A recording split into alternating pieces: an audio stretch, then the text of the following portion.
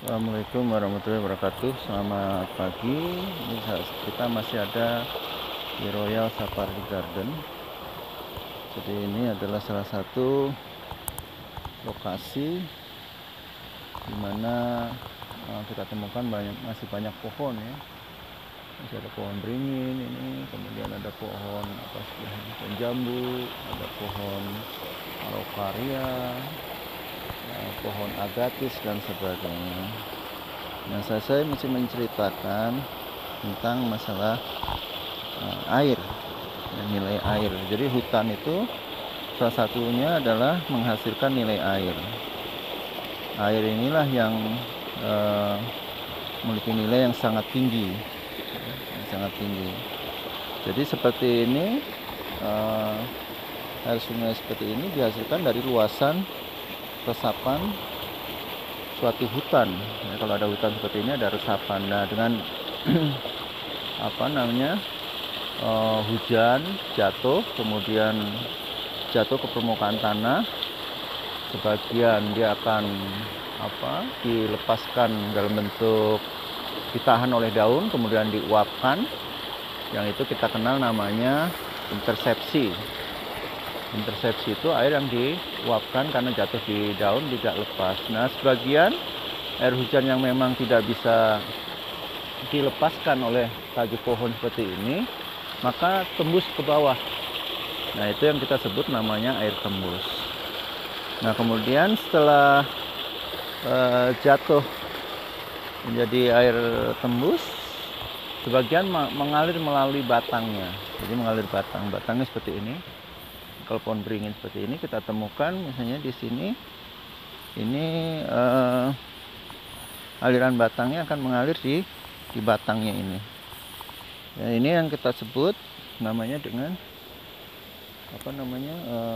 stand flow ya. Ini kita bisa lihat lembab ini. Nah, ini bekas dari resapan airnya itu. Ini adalah pohon beringin.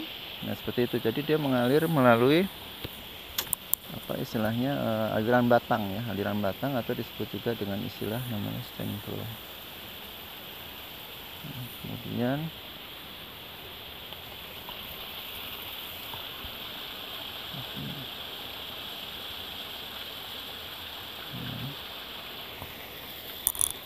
Kemudian dia juga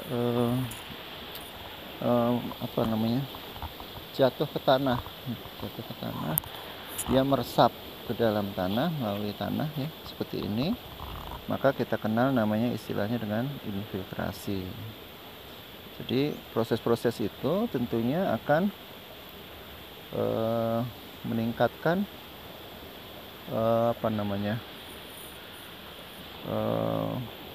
kadar air tanah. Nah, air tanah inilah yang menyimpan. Nah, kemudian dari air tanah ini sebagian akan dilepaskan menjadi air seperti ini. Jadi timbul ada mata air seperti ini. Nah, ini mata air ya, bening ya, kita bisa lihat. Ini karena air yang dari hutan tadi dilepas gitu.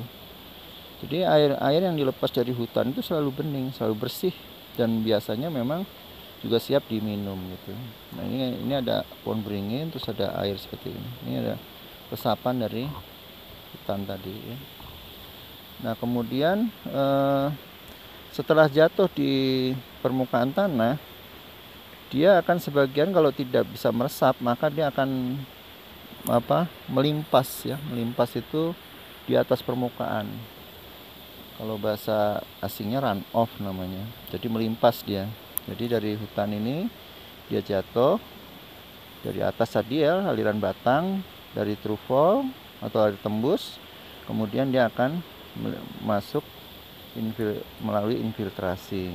Yang tidak bisa diinfiltrasikan, air hujan itu akan masuk mengalir ke permukaan. Tapi kalau kita lihat seperti ini, dengan di bawah banyak tumbuh-tumbuhan, biasanya tidak akan terjadi aliran permukaan karena semua air akan menjadi masuk ke dalam tanah. Jadi masuk ke dalam tanah. Jadi air tanah namanya, air di dalam tanah.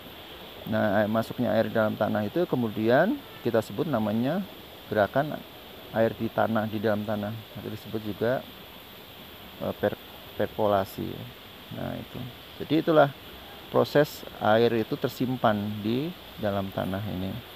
Nah kemudian dengan berjalannya waktu, kalau sudah jenuh sebagian akan dilepas menjadi mata air seperti ini ya. Jadi ini jadi mata air, ini mata air yang di bawahnya seperti ini. Nah inilah proses dimana air itu dari proses air curah hujan jatuh ke hutan, ke pohon, kemudian dia akan meresap ke di sebagian akan diuapkan tadi ya, namanya diintersepsikan di daun, kemudian ada sebagian tembus atau through fall, kemudian ada yang melalui batang atau stand flow.